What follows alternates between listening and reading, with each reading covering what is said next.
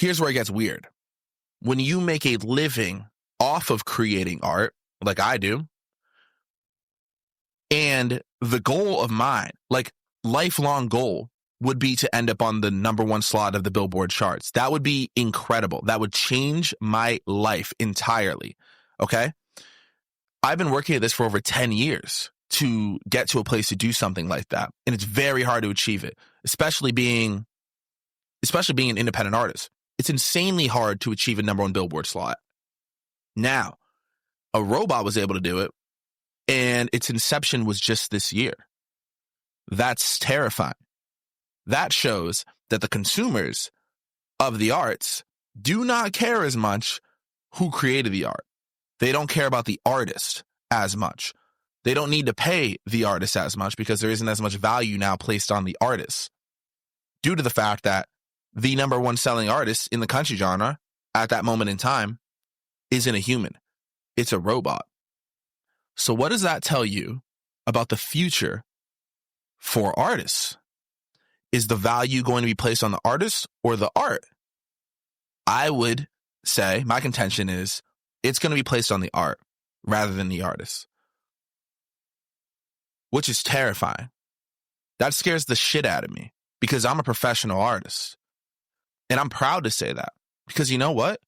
It's really hard to become a professional artist. Artists don't get paid a lot as is.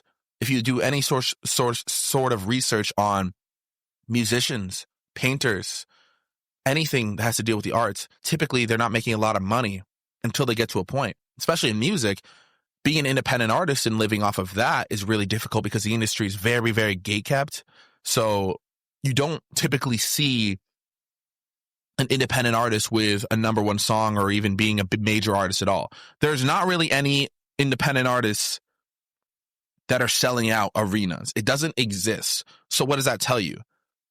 That tells you that you need to sign to a major label in order to get that type of success. This isn't something that's just like drafted up. Like I think that there's like a misconception between people where like, oh yeah, you're an artist. Like you could just be like Drake one day. It's like, I will never be as big as Drake unless I signed a massive recording deal.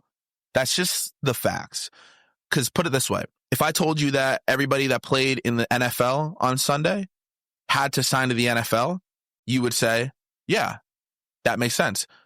You wouldn't go to somebody being like, oh, why aren't you playing in the NFL, man? Like, blah, blah, blah. And it's like, oh, well, I didn't sign to the NFL, but like I'm a professional football player in this league over here. You kind of look past them.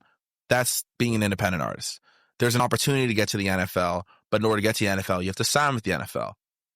That's the music game too. It's the same thing. And so where it gets really scary is the fact that now there's AI that can get in the league too.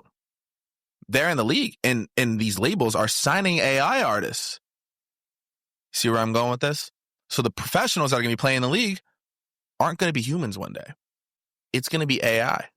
You can already see it with apps like Sora. People are like, oh, well, an AI can't replace a human because of the branding and the field. Like, we're going to need the human touch. Look at Sora. Look at AI videos. AI videos already make great videos and representations of people and who they are. And AI could make this entire video all over again. You wouldn't need Matt Corman. This is really me right now, but you wouldn't need me in a couple years. I'm sure it will develop so well. People are already having relationships with AI. They're already falling in love with them.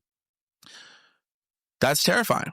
And so what are my thoughts on it? Overarchingly is I'm terrified as a professional musician of where that's going to head to.